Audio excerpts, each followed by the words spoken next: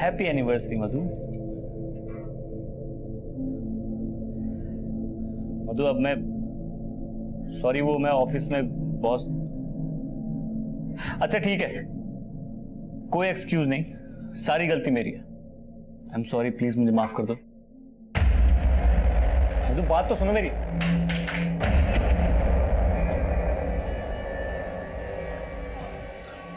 मधु मधु नहीं, मधु नहीं, प्लीज देखो ऐसा मत करो, आज मत उठो प्लीज। मधु आज हमारी एनिवर्सरी है, तुम्हें पता है ना हमने क्या क्या प्लान किया था। प्लीज। घड़ी देख रहे हो? 25 मिनट में एनिवर्सरी खत्म होने वाली है, उसके बाद फिर वही जिंदगी, सुबह शाम अकेलापन और फिर रात भर इंतजार और फिर तुम्हारी वही घिसी पिटी सॉरी। तो क्या करूं? नौकरी छोड़ दूं? तुम्हें जो करना है वो करो, मुझे फर्क नहीं पड़ता है। मेरी जिंदगी ना शादी से पहले ही अच्छी थी। तुम कहना क्या चाहती हो कि तुमने मुझसे शादी करके गलती कर दी? गलती की है इसलिए तो झेल रही हो। तुम्हें झेल रही हो मतलब? इस घर का रेंट, हमारी फ्यूचर सेविंग, हमारे जो खर्चे हैं, इन सब को मेंटेन रखने के लिए मेहनत करता हूं मैं। तुम्हें क्या लग रहा है मैं बाहर जाकर टाइम पास कर रहा हूं? मुझे क्या पता। हाँ, मुझे सिर्फ इतना पता है कि ऐसे घुटने के लिए मैं अपने पेरेंट्स को छोड़ के तुम्हारे पास नहीं आई थी। और जो मैंने तुम्हारी वजह से अपने पेरेंट्स को छोड़ा है वो नहीं दिख रहा तुम्हें? सब दिख रहा है मुझे। तुम भी अपने घर वालों की तरह ना सेल्फिश हो। नमस्कार, मैं senior inspector Abhimanyu Jindal crime petrol Dastak के आज के इस एपिसोड में आप सभी का स्वागत करता हूं। आज का हमारा ये एपिसोड एक शादीशुदा जोड़े के बारे में। शुभम और मधु आम शादीशुदा जोड़े की ही तरह इनमें भी नोकझोंक होती थी, मनमुटाव होते थे।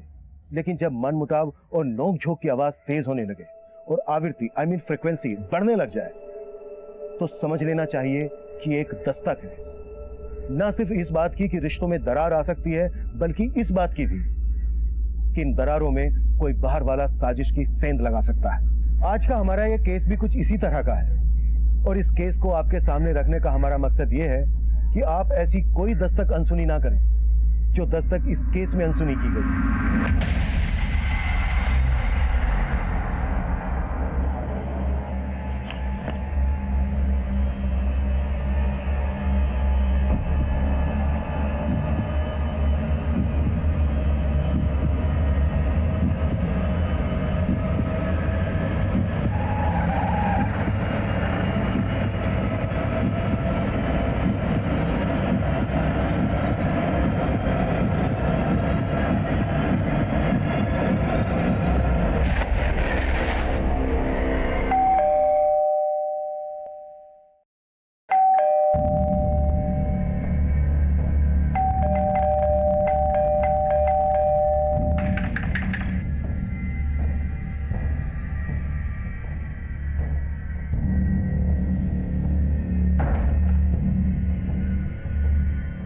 मधु,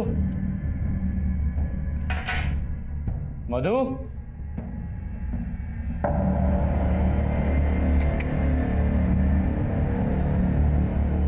हाँ चली गई है।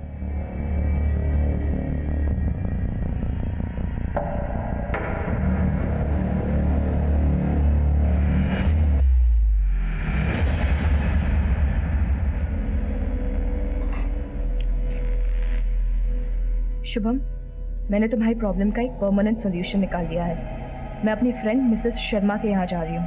अब कोई रोक टोक करने वाला नहीं है तुम्हारी जिंदगी में। Good bye.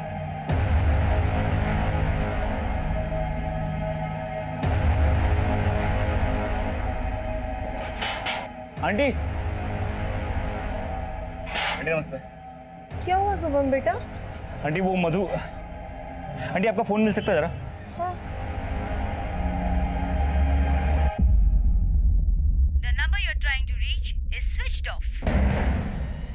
क्या बात है शुभम बेटा, क्या हुआ?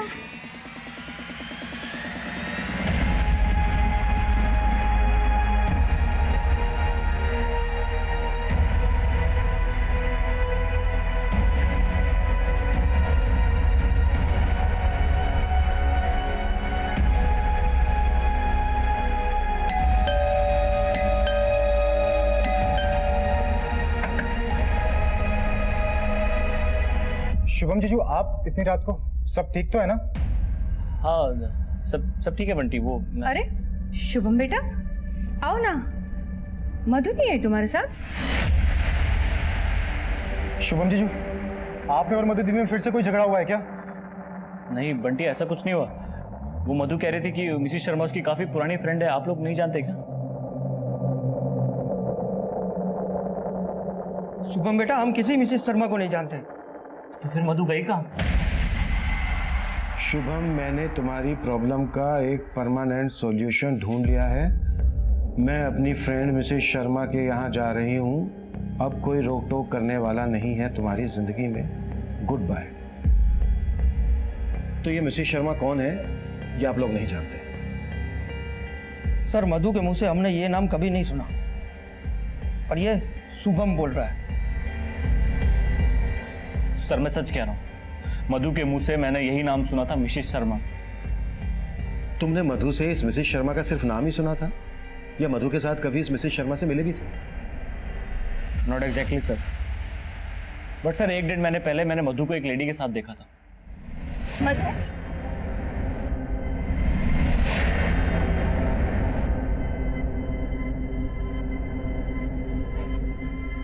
कौन थी वो मधु? कोई नहीं, मिसेस शर्मा थी। मिसिस शर्मा? हाँ। कौन मिसिस शर्मा? तुम नहीं जानते हो, मेरी बहुत पुरानी फ्रेंड है। अगर मधु को कहीं जाना था तो वो तुम्हें फोन कर सकती थी, मैसेज कर सकती थी। डिजिटल इंडिया के दौर में वो तुम्हें लेटर लिख कर जाती है। सर हो सकता है मधु ने मुझे बैंक में फोन किया हो, पर उससे पहले मैं घर के लिए निकल गया हूँ। बैंक में क्यों? तुम्हें डायरेक्ट क्यों नहीं? तुम मोबाइल फोन यूज नहीं करते? करता हूँ सर, पर कुछ दिनों से नहीं कर रहा था। क्यों? वो सर मधु का फोन टूट गया था और वो रिपेयर नहीं हो रहा था। मधु तुम्हारा फोन रिपेयर नहीं हो पाएगा, मैंने ऑनलाइन ऑर्डर कर दिया, कुछ दिन में आ जाएगा। तब तक मैं क्या करूंगी शुभम? बाप रे, माहौल तो बहुत गर्म है। देखो, मजाक मत करो। अच्छा कोई मजाक नहीं, तुम ऑलरेडी मेरा फोन यूज कर रही हो ना, तो उसे यूज करो। और अगर आपको लगे कि आपको मुझसे कोई बहुत जरूरी बात करनी है तो ऑफिस में कॉल कर लेना। सर मुझे बहुत फिक्र हो रही है, क्योंकि मधु अकेले नहीं, अपने साथ अपने सारे गहने लेकर गई है, ऊपर से उसका फोन बंद हो रहा है, लेटर। सर मुझे तो कुछ गड़बड़ लग रही है। शुभम, तुम्हारे और तुम्हारी पत्नी मधु के बीच रिश्ता कुछ ठीक से नहीं चल रहा है, राइट? सर लड़ाइयाँ तो मियाँ बीवी के बीच होती है, मगर सर ऐसा कुछ नहीं हुआ कि मधु मुझे छोड़ के चले जाए। लेकिन ये लेटर तो कुछ और ही इशारा कर रहा है। ऊपर से मिसेस शर्मा नाम का एक किरदार। अगर मिसेस शर्मा वाकई में कोई है तो डोंट वरी, हम ढूंढ लेंगे उसे। सर आपको लगता है मैं झूठ बोल रहा हूँ? सर मिसेस शर्मा है, आप लोग तो कॉल रिकॉर्ड से पता लगा लेते हो ना सर, तो चेक कीजिए, शायद आपको मिसेस शर्मा का नंबर मिल जाए।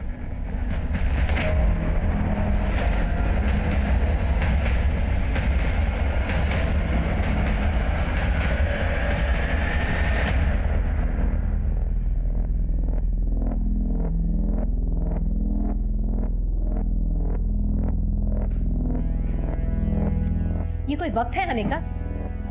तो वापस चली जाऊं क्या? तुझसे तो बात करना ही बेकार है।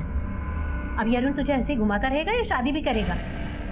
कभी पूछा है तूने उससे, या बस उसके पीछे पीछे भिखारियों की तरह घूमती रहेगी? भीख मांगने की आदत आपकी और पापा की होगी, मेरी नहीं। मुझे अरुण के साथ ऐसे ही रहने में मजा आता है, तो ऐसे ही चलने दीजिए ना सब कुछ। जाके सो जाइए। मिसेस शर्मा आगे चलकर हमारे लिए एक पहेली बनने वाली थी, क्योंकि मधु के कॉल रिकॉर्ड्स में हमें उनका कोई हिंट नहीं मिला था। मधु के लिखे लेटर से ऐसा भी लग रहा था जैसे मधु शुभम से नाराज होकर खुद से कहीं चली गई हो। पर नोएडा जैसे शहर में एक अकेली औरत का ज्वेलरी के साथ घर से रात भर बाहर रहना सेफ नहीं था। हमने पूरी रात मधु को ढूंढने की कोशिश की। 24 घंटे तलाश करने के बाद भी हमें मधु कहीं नहीं मिली, लेकिन हमें मिली एक लाश।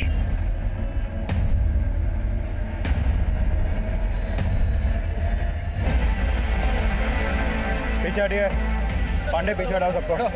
साई सब पीछे पीछे पीछे हटे। पीछे हो, पीछे लो। पांडे देखो आसपास कुछ मिलता है क्या? सर गीता हटो, बॉडी बाहर निकालो।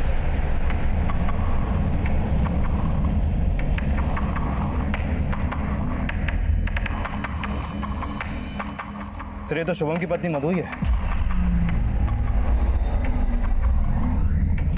लगता है गला घोटा गया। सर, नाले के पास और सूटकेस में कुछ नहीं मिला। सर यहाँ तो दूर दूर तक कोई सीसीटीवी मिलने के चांसेस नहीं है। मिश्रा, सब कुछ प्लान लग रहा है। सोचा होगा कि बॉडी नाले में डूब जाएगी और हम मधु की तलाश में किसी मिसेस शर्मा को ढूंढते रहेंगे। वो लेटर, मिसेस शर्मा, सब कुछ प्लान है, लेकिन मधु का फोन उसके घर के एरिया में ही स्विच ऑफ है। मिश्रा, मधु की शिनाख्त करो और फोरेंसिक टीम लेकर घर की स्कैनिंग शुरू करो। Okay sir.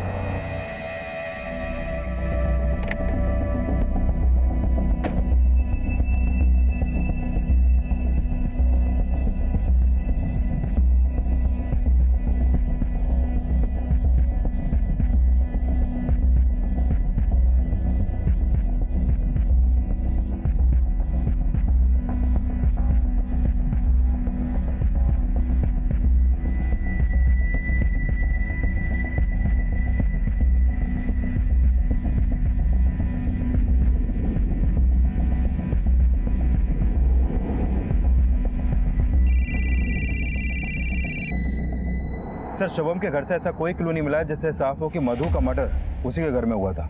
शुभम के घर वालों की कुंडलियां निकालो और पिछले दिनों की शुभम की एक्टिविटीज भी पता करो। Okay sir.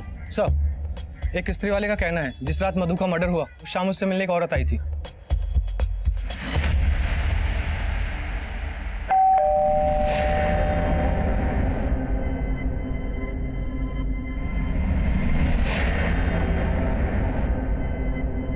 स्केच बनवा सकते हो उसका?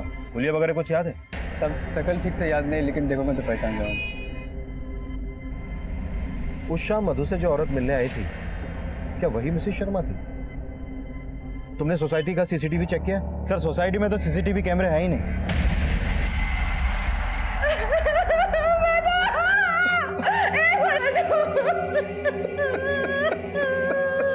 देखिए, हमें मधु की बॉडी इस सूटकेस में मिली। आप लोग पहचानते हैं इसे? बता सकते हैं ये किसका है? ये तो हमारी बेटी मधु का है सर। जब इसे विदा किया था तो वो उसे साथ ले गई थी। अब इसे मैं उसकी लाश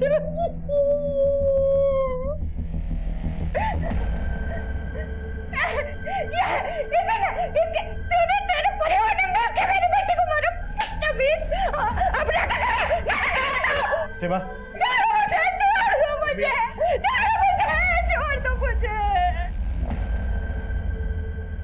शुभम के पेरेंट्स मधु को पसंद नहीं करते थे।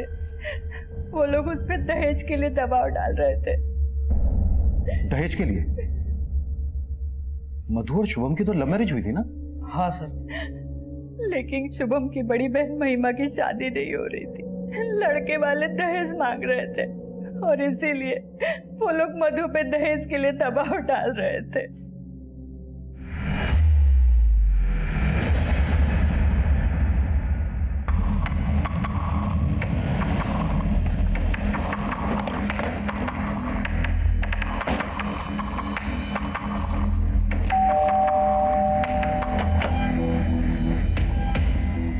आप शुभम के पिता हैं? जी हाँ। और आप शुभम की माँ? जी। आप दोनों को हमारे साथ थाने चलना होगा।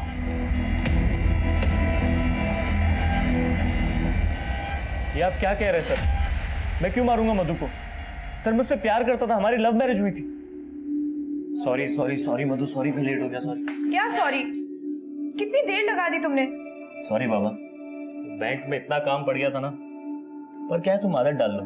एक तो मेरा काम ऐसा है और शादी के बाद भी तो तुमको मैनेज करना है। शादी? हाँ, शादी। अब पहले डेटिंग साइट पे मिले, अब कैफे में मिलने लगे हैं। वो बात तो आगे बढ़ानी पड़ेगी ना। शादी करोगे मुझसे?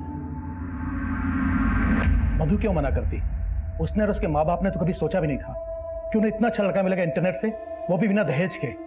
और यही बात आपको चुभ रही थी, इसलिए दहेज का दबाव डालना शुरू कर दिया आप लोगों ने मधु के माँ बाप पर, है ना? सर, हम कोई दबाव नहीं डाल रहे थे।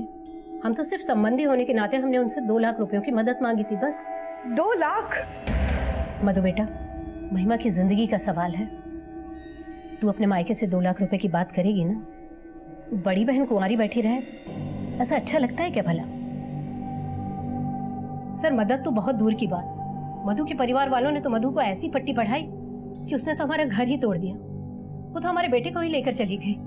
सर, 2 लाख की डिमांड ना पूरी करने की वजह से मेरे पेरेंट्स उखड़े हुए रहने लगे थे मधु से। मधु देखो, माँ की बात का बुरा नहीं मानते। महिमा दी की शादी टूटी अभी अभी, इसीलिए शायद गुस्सा है बस। लेकिन मैं डिप्रेस हो रही हूँ शुभम। अब ये रोज रोज के ताने मुझसे नहीं सुने जाते हैं। तुम तो ऑफिस चले जाते हो और फिर बर्दाश्त मुझे करना पड़ता है। सर मैंने शुभम की फैमिली के हर मेंबर के कॉल रिकॉर्ड्स निकलवाने के लिए बोल दिया। वैसे सर शुभम की तरह उसकी फैमिली भी कहानी बनाने में एक्सपर्ट लगती है। इस कहानी का दी एंड हम लिखेंगे। सबकी कुलियां निकलवाओ और सबके हैंड राइटिंग सैंपल भी कलेक्ट करो। Okay sir. चलिए लिखिए इसमें जो मैं कह रहा हूं, लिखिए।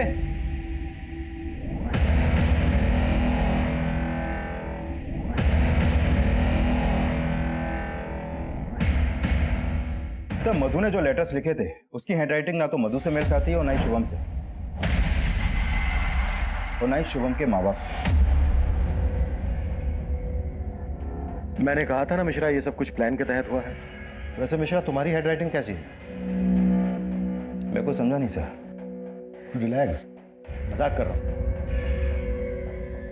हो सकता है शुभम ने ये काम किसी और से करवाया हो। लेकिन सर मैंने बैंक के वॉचमैन और शुभम के कलीग से बात की। वो उस शाम अपने ऑफिस में ही था और रोजाना की तरह अपने टाइम पर ऑफिस से निकला। मुझे शुभम की सुनाई हर कहानी झूठी लग रही है। सर दहेज शुभम को नहीं, उसके माँ बाप को चाहिए था।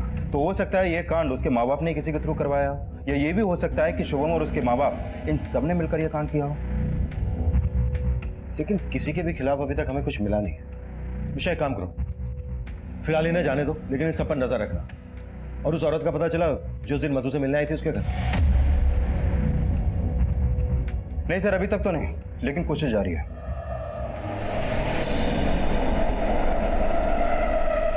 पुलिस तो हमारे पीछे ही पड़ी हुई है। कभी सोचा ना था कि इस उम्र में ये जिल्लत सहनी पड़ेगी, वो भी तुम्हारी पत्नी की वजह से। पापा वो नहीं रही, अब तो उसे कोसना बंद करो। अरे वो तो छोड़ गई, लेकिन जाते आते तो हमें ऐसे फंसा के गई ना। पता नहीं कौन सा पाप किया था जो ऐसी बहू मिली।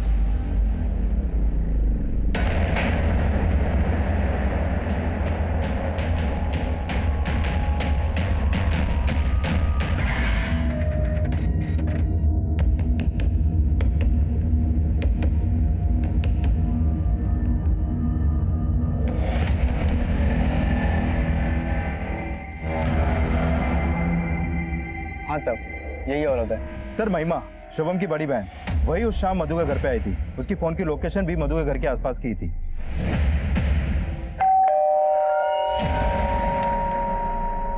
अरे महिमा दी, आज मेरी याद कैसे आ गई? बस तेरी याद आई तो मिलने आ गई। आइए अंदर आइए। हाँ। याद आ गई? अच्छा, बड़ी अटपटी फैमिली है।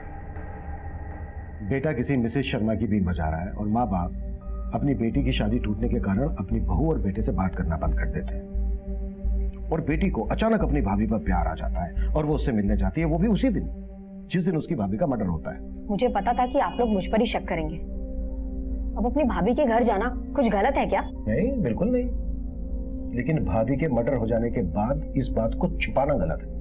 मैंने कुछ नहीं छुपाया आपसे। आप लोगों ने पूछा नहीं, इसलिए मैंने आपको बताया नहीं। अच्छा, चलो अब पूछ लेते हैं, क्यों गई थी तुम अपनी भाभी से मिलने? भाभी पर अचानक से प्यार उमड़ पड़ा था, या फिर अपनी शादी टूटने का गुस्सा निकालने गई थी?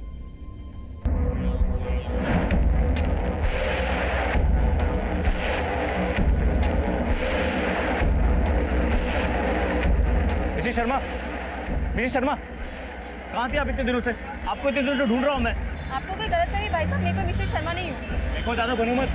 मधु तुम्हारे घर गई थी ना, मैं जानता हूँ सब। अब तुमने ही मारा मेरी मधु को। ये साड़ी मधु की है, मैं जानता हूँ। साड़ी छोड़ो, ये क्या कर रहे हो? भाई साहब देखिए, भाई साहब मेरी बात सुनो। भाई साहब मेरी बात सुनो। भाई साहब, अरे भाई साहब मेरी बात सुनो। वो मेरी बीवी को मार के गई है।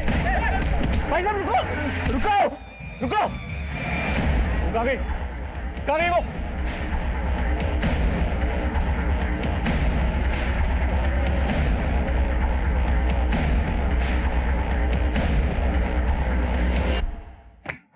ये लीजिए, लिख दिया मैंने अपना बयान, ठीक वैसा ही जैसा हुआ था।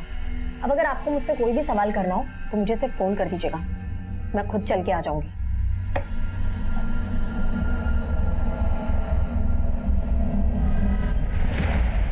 अगर तो भरी पड़ी है मैडम ने, शायद गुस्सा भी इसी तरह से भरा पड़ा हो। बड़ी बहन होने के बावजूद छोटे भाई की शादी पहले हो गई और उसकी वाइफ दहेज लेकर भी नहीं आई, जो मैडम की शादी में काम आ सकता था, जिसकी वजह से मैडम की शादी टूट गई। नजर रखो इस पर। Okay sir. Sir sir sir वो मिसेस शर्मा मिल गई सर। मिसेस शर्मा? हाँ सर उसने मधु की साड़ी पहनी हुई थी जो मैंने उसे गिफ्ट की थी। मधु की साड़ी? जी सर वो मुझे मार्केट में दिखी।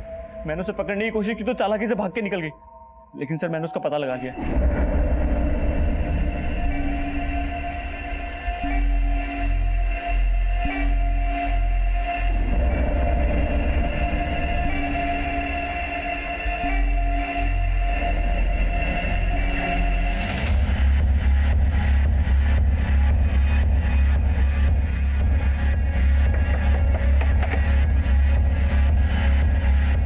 सर यही है। सर मैं कोई मिसेस शर्मा नहीं हूँ, मेरा नाम सुनीता अग्रवाल है और ना ही मैं किसी मधु को जानती हूँ। सर ये आदमी झूठ बोल रहा है। सर मधु की साड़ी पहनी हुई, इसने गहने भी इसी घर में होंगे। सर इसी ने मारा मधु को, मुझे पता है सर, झूठ बोल रही है। सर मैंने किसी को नहीं मारा सर, इसने सरेआम मेरा पल्लू खींचा। वो तो मैंने गलती की जो पुलिस को नहीं बुलाया सर। सर झूठ बोल रहे सर ये। देखिए Mrs Sharma, I mean Mrs Agarwal, अगर आप हमसे कुछ छुपा रही हैं तो... सर मैं कुछ नहीं छुपा रही हूँ सर। ये साड़ी तो मुझे मेरे हस्बैंड ने गिफ्ट की थी। अब इनकी बीवी के पास भी वैसी ही साड़ी है, तो क्या मैं कातिल हो गई? पांडे सर, पर्चा भरवा लो। सर कैसा पर्चा? सुनीता के खिलाफ हमें कुछ नहीं मिला और शुभम का उस पर शक करना हमें यह सोचने पर मजबूर कर रहा था कि वो मिसेस शर्मा को सच साबित करने के लिए इस तरह के नाटक कर रहा था। मधु की मिसिंग ज्वेलरी की तस्वीरों को हमने शहर के सभी ज्वेलरी शॉप, चोर बाजार और खबरों में सर्कुलेट किया, लेकिन अब तक हमें वहां से भी कोई लीड नहीं मिली थी। इस बीच महिमा एक स्ट्रॉन्ग सस्पेक्ट बनकर हमारे सामने आई। साथ ही हमें यह भी लग रहा था कि मधु का मर्डर करके उसकी बॉडी को सूटकेस में डालकर ले जाना, फिर डंप करना एक अकेली औरत के लिए बहुत ही मुश्किल काम था। इसलिए हमने उसके पिता नरेंद्र की उस शाम की एक्टिविटीज का पता लगाने का सोचा और हमें एक लीड मिली भी, जो महिमा की कहानी का एक नया ट्विस्ट था। शुभम की बहन महिमा के कॉल रिकॉर्ड में एक नंबर मिला है और ये नंबर मर्डर वाली रात मधु के घर वाली एरिया में ही एक्टिव था। किसका नंबर है ये? सर ये नंबर अरुण का है। महिमा की अरुण से सगाई हुई थी जो टूट गई, लेकिन सगाई टूटने के बाद भी महिमा अरुण को डेट कर रही थी और सर मर्डर वाली रात ये दोनों ही देर रात तक साथ में थे। मतलब सगाई टूटी लेकिन रिश्ता नहीं टूटा। क्या ये भी मधु और शुभम की तरह लव कम अरेंज मैरिज करने वाले थे? सर लड़का तो महिमा के पेरेंट्स ने ही ढूंढा था, सगाई टूट गई लेकिन दोनों की जोड़ी नहीं टूटी। कहीं ऐसा तो नहीं है कि इसी जोड़ी ने शुभम और मधु की जोड़ी को तोड़ा हो? अरुण देख, तू मेरे साथ था, ये पुलिस को पता चल सकता है, बात भी बढ़ सकती है। तुझे मैंने बोला था ना कि वहां लेके मत जा मुझे, अब फंसा दी ना तूने मुझे। फंस तो मैं गई हूँ तेरे माँ बाप के लालच के चक्कर में। अगर बिना दहेज के शादी कर लेता तो ये सब नौबत ही नहीं आती थी ना। अब तू मेरे माँ बाप को जानती है कि दहेज उन्हें उनका हक लगता है। सुन, एक कॉल आ रहा है, मैं बाद में बात करता हूँ। हेलो, अरुण बोल रहा है। जी, आप कौन? सर मैं मानता हूँ महिमा के साथ उस दिन मैं वहां पे गया था, लेकिन घर में नहीं गया था। तो तू बोल रहा है कि मधु का मर्डर महिमा ने किया? तूने बस मधु की बॉडी को डंप करने में महिमा की हेल्प की? नहीं सर। तेरी तो सगाई टूट गई थी ना महिमा से, फिर भी तू उसके साथ? सर माना हमारी सगाई टूट गई है, लेकिन मैं उससे प्यार करता हूँ। तू उस दिन देर रात तक महिमा के साथ था, मधु की वजह से तुम दोनों की सगाई टूटी। तुम दोनों उस दिन मधु से बदला लेने गए थे ना इस बात का? सर मैं मानता हूँ महिमा के साथ देर रात तक था वहां पे, लेकिन ना महिमा ने कुछ किया ना मैंने। अगर कुछ नहीं किया है तो फिर अचानक से महिमा को अपनी भाभी से मिलने की क्यों सोची? सर वो मुझे नहीं मालूम। लाइट में देख जरा, ऊपर देख, और थोड़ा सा। सर वो महिमा मेरे पेरेंट्स के दहेज का जुगाड़ करने के लिए अपने भाभी से गहने मांगने गई थी और हमारा प्लान था कि एक बार शादी हो जाए तो मधु भाभी को उनके गहने लौटा देंगे और मैं अपने पेरेंट्स को बोल दूंगा कि गहने कहीं खो गए। गुड, एक तमाचे से एकदम तोता बन गया तो अब ये बोल गहने कहाँ है? सर वो गहने तो महिमा को उन्होंने दिए ही नहीं। अरुण चलो यहाँ से। मानी तेरी भाभी? अरे उन्होंने तो कसम खा रखी है ना मानने की, चलो यहाँ से जाते हैं। मतलब मधु ने महिमा को अपने गहने देने से मना कर दिया तो महिमा को गुस्सा आया और वो मधु का मर्डर करके ही घर से बाहर आई। सर मुझे नहीं मालूम कि महिमा और भाभी के बीच क्या हुआ था, लेकिन महिमा रात 12 बजे तक मेरे साथ थी। मिश्रा, ये भी कहानी बनाने में एक्सपर्ट है। राइट देख जरा। नहीं साहब, और मत मार सर, मैं जो बोल रहा हूँ सच बोल रहा हूँ, मैं कहानी नहीं बना रहा सर। सर जो सच था मैंने आपको बता दिया। सर प्लीज सर छोड़ दो सर, जाने दो सर। ठीक है जा, लेकिन शहर छोड़कर तो कहीं नहीं जाएगा, और अगर तेरी एक भी बात छोड़ निकली तो तेरा मंडप सीधा जेल में सजेगा। पांडे सर, पर्चा भरवा लो इससे।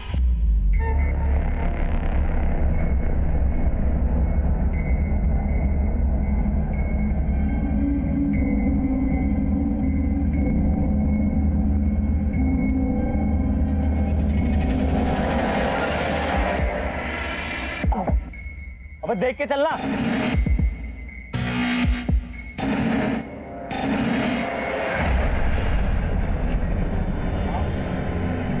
क्या हो भाई? क्या हो भाई?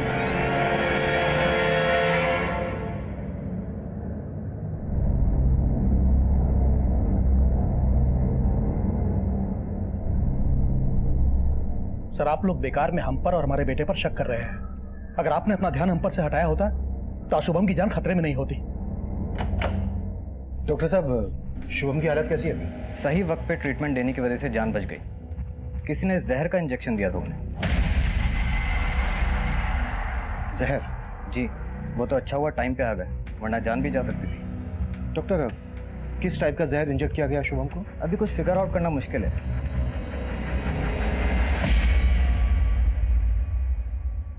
सर मार्केट की सभी सीसीटीवी फुटेज चेक की, लेकिन किसी में भी इस बंदे की शक्ल नहीं दिखाई दी। सर शुभम की बॉडी में जो जहर इंजेक्ट किया गया था वो मेरिकटेक्स और फोटोसेटिक नाम के केमिकल्स को मिक्स करके बनाया गया था। सर जहर लीथल था।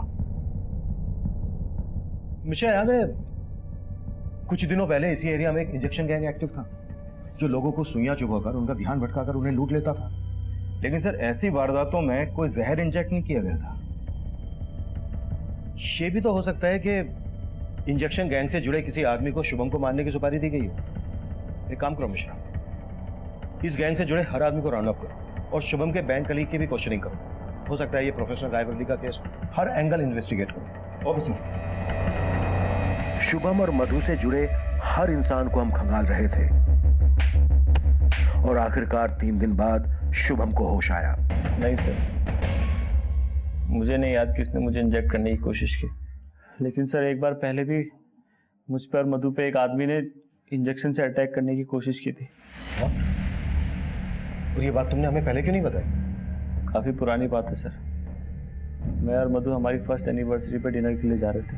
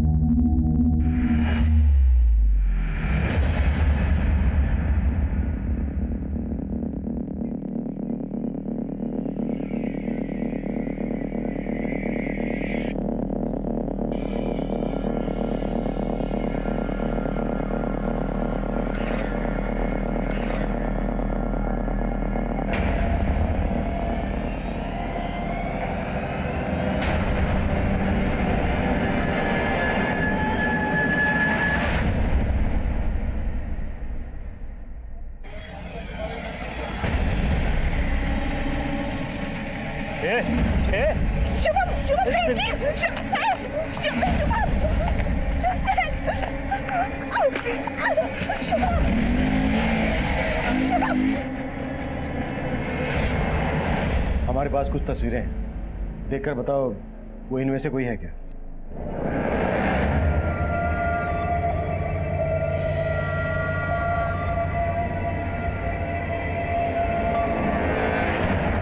नहीं सर।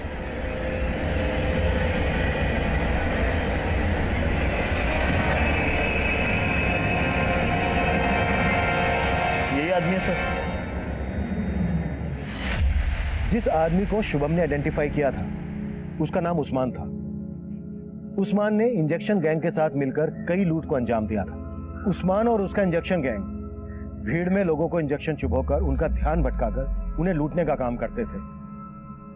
हमें शक था कि उस्मान को किसी ऐसे आदमी ने सुपारी दी थी जिसे केमिकल्स की अच्छी खासी जानकारी थी और जिसने इस खास किस्म के जहर का इजाद किया था। हमने फौरन उस्मान की तलाश में रेड अलर्ट जारी कर दिया और बहुत जल्द वो अरेस्ट भी हो गया। अरे डोज ज्यादा तो नहीं है इसमें? पता है, मैं पहले डॉक्टर बनना चाहता था, लेकिन बन गया पुलिस वाला। पर इंजेक्शन लगाना मुझे बहुत पसंद है।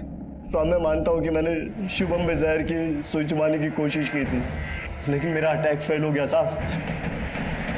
लेकिन साहब कसम से इस बार मैंने कुछ नहीं किया साहब, मैं सच बोल रहा हूँ साहब। देख, सब कुछ सच सच बोल, नहीं तो ये नहीं, हाथी का इंजेक्शन घुसेड़ूंगा तेरे अंदर। नहीं साहब, मैंने इस बार कुछ नहीं किया। हाँ, एक आदमी का फोन आया था, उसने मुझे बोला था शुभम को जहर की सुई चुबाने को। उसने मुझे 50,000 रुपये एडवांस भी देते साहब।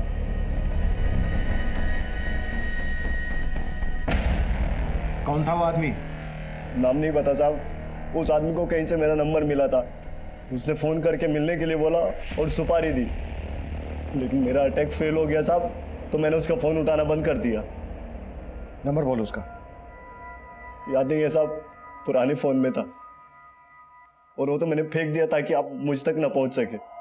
हुलिया तो याद होगा ना उसका तुझे, या फिर उसका हुलिया याद दिलाने के लिए पहले तेरा हुलिया बिगाड़ा है? थोड़ा थोड़ा याद है साहब बस।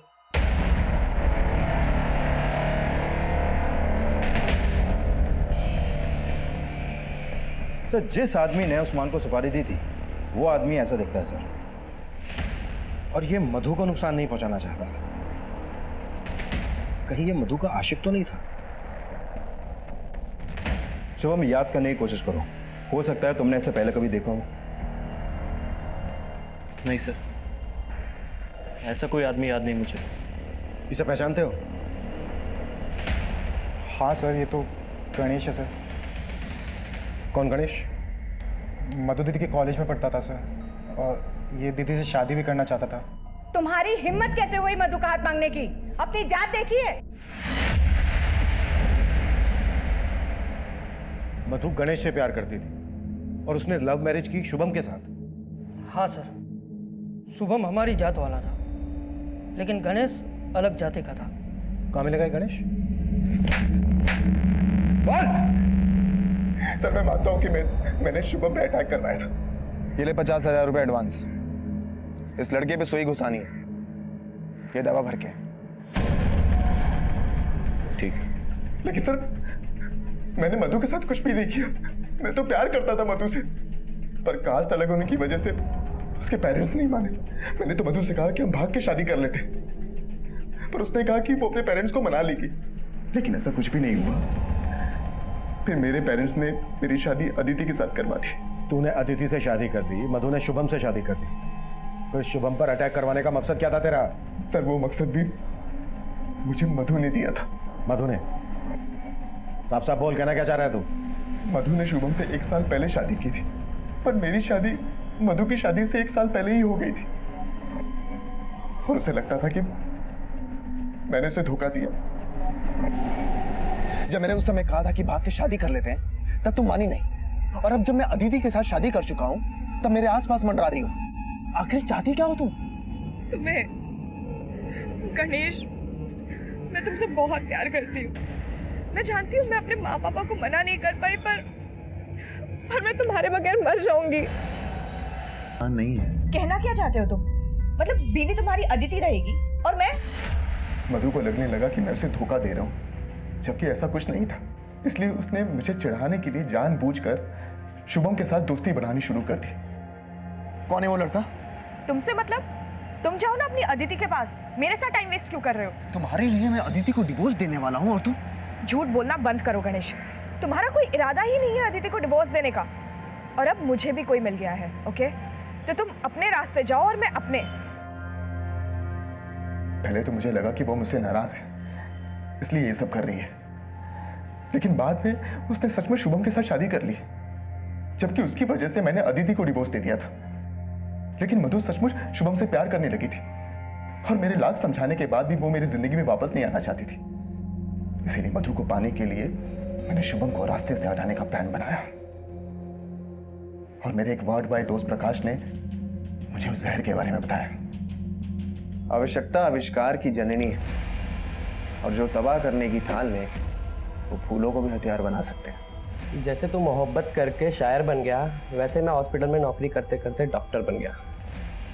ये दो केमिकल एक सिरिंज में डालकर किसी की बॉडी में इंजेक्ट किया जाए तो 10 मिनट में खेल खत्म। फिर मैंने उस्मान को शुभम की सुपारी दी, पर शुभम बच गया, लेकिन मधु नहीं बची। बदला लेने के लिए तूने मधु को भी। नहीं सर, नहीं सर, मैंने मधु के साथ कुछ भी नहीं किया सर। वो शुभम आपको गुमराह करने की कोशिश कर रहा है सर। सर उसी ने मारा है मधु को, उसी ने मर्डर किया मधु का। हमने जहर देने वाले प्रकाश को भी अरेस्ट कर लिया था, लेकिन गणेश ने अपना एक ही जुर्म कबूला कि उसने शुभम पर अटैक करवाया था। मधु के मर्डर से वो साफ साफ इनकार कर रहा था। इस केस में अभी कई राज खुलने बाकी थे। हमसे कहीं तो चूक हो रही थी। सर मधु को मारने का महिमा का मोटिव भी स्ट्रांग है। महिमा की अरुण से सगाई टूट गई क्योंकि मधु अपने घर से दहेज नहीं ला पाई, और मधु को मिलने वाली आखिरी शख्स भी महिमा ही थी सर। लेकिन महिमा के खिलाफ हमें कुछ नहीं मिला। मिश्रा, एक आदमी हमसे और छुप रहा है। कौन? गणेश की एक्स वाइफ अदिति। गणेश ने मधु की वजह से अदिति को छोड़ा, तो इस हिसाब से मधु अदिति की दुश्मन हुई। और वो कहते हैं ना, एक ठुकराई हुई औरत का वार काफी घातक होता है। बोलो। सर मुझे यहाँ पे क्यों बुलाया गया? क्योंकि तुमने अपने एक्स हस्बैंड की एक्स गर्लफ्रेंड का मर्डर किया, इसलिए। व्हाट? इतनी भोली मत बनो। तुम्हारे फोन की लोकेशन मधु के फोन की लोकेशन से मैच करती थी। तुम्हारा फोन मधु के घर के आसपास के एरिया में एक्टिव रहता था। मिलने जाती थी ना उससे। हाँ, मैं मानती हूँ कि मैं मधु से 1-2 बार मिली हूँ, लेकिन उसके मर्डर से मेरा कोई लेन देना नहीं है। लेना देना तो है, क्योंकि उसकी वजह से ही तुम्हारे एक्स हस्बैंड ने तुम्हें छोड़ा था। हाँ, उसकी वजह से गणेश ने मुझे छोड़ा, लेकिन मैंने नहीं मारा उसे। मिलने क्यों जाती थी मधु से? गणेश के अलावा जिंदगी में और भी कोई है। तुमने कितने को फांस रखा है?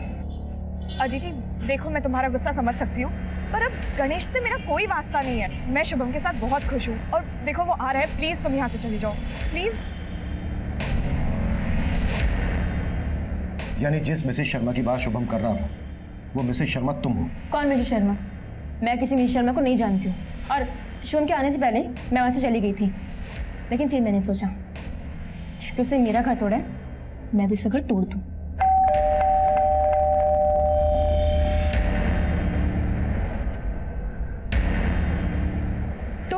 यहाँ? तुमसे नहीं, तुम्हारे पति से मिलने आई हूँ, ये बताने के लिए कि तुमने मेरी जिंदगी कैसे बर्बाद कर दी। तुम समझ क्यों नहीं रही हो अदिति? मैं मानती हूँ कि मुझसे बहुत बड़ी गलती हुई है, पर प्लीज तुम ऐसा मत करो। लेकिन पता नहीं क्यों मुझे इस पे तरस आ गया। उस दिन के बाद मैं मधु से कभी नहीं मिली। क्योंकि तुमने मिलने की गुंजाइश ही खत्म कर दी, मर्डर कर दिया उसका। देखिए सर, मैंने ऐसा कुछ भी नहीं किया। सर बहुत तोड़ने के बाद भी अदिति कुछ नहीं उगल रही है। एक बात तो क्लियर है मिश्रा, मिसेस शर्मा ये नाम मधु ने शुभम को बताया था, और कातिल ने जो चिट्ठी लिखी है उसमें भी मिसेस शर्मा का नाम है। सर अदिति शुभम को मधु और गणेश का सच बताना चाहती थी।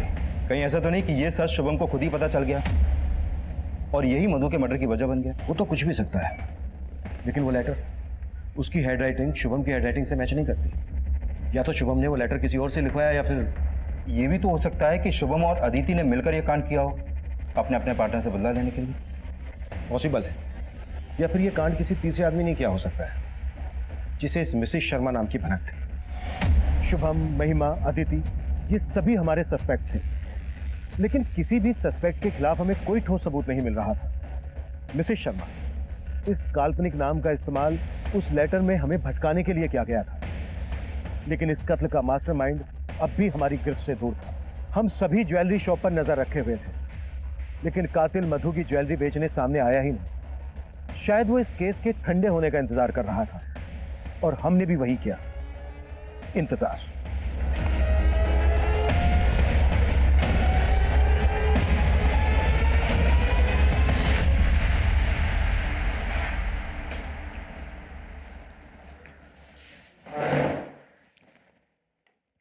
क्यों मारा मधु को? साहब, हमें पैसों की बहुत ज़रूरत थी, और मेरा अक्सर मधु के यहाँ आना जाना लगा रहता था, और मधु के पास बहुत सारे गहने थे। उसके गहने देखते ही मैंने अपने पति से बात की और तभी हमने उसके गहने हासिल करने का सोच लिया था, लेकिन हम ऐसे हाथ साफ करना चाहते थे जिससे किसी को हम पे शक ना आए। फिर एक दिन मुझे मधु का एक और राज पता चला। अदिति देखो, मुझे पता है कि मुझसे बहुत बड़ी गलती हो गई है, पर क्या बात है मधु, सब ठीक है ना?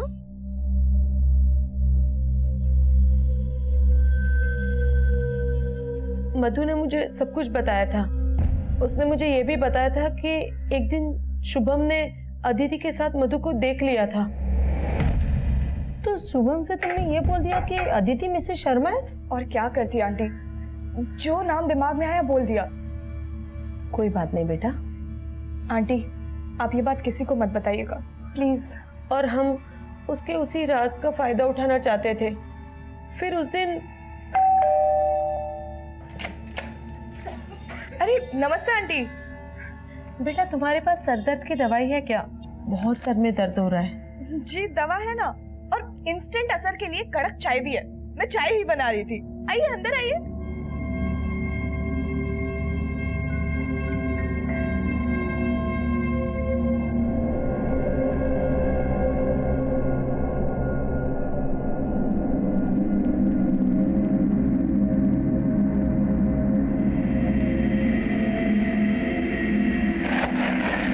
मधु इतनी रेस्पेक्ट करती थी तुम दोनों की, इतना भरोसा करती थी तुम दोनों पर, और तुम लोगों ने चंद पैसों के लालच में अपनी बेटी की उम्र की लड़की को मार डाला। ये मत सोचना कि उम्र देखकर कोई रियायत मिलेगी।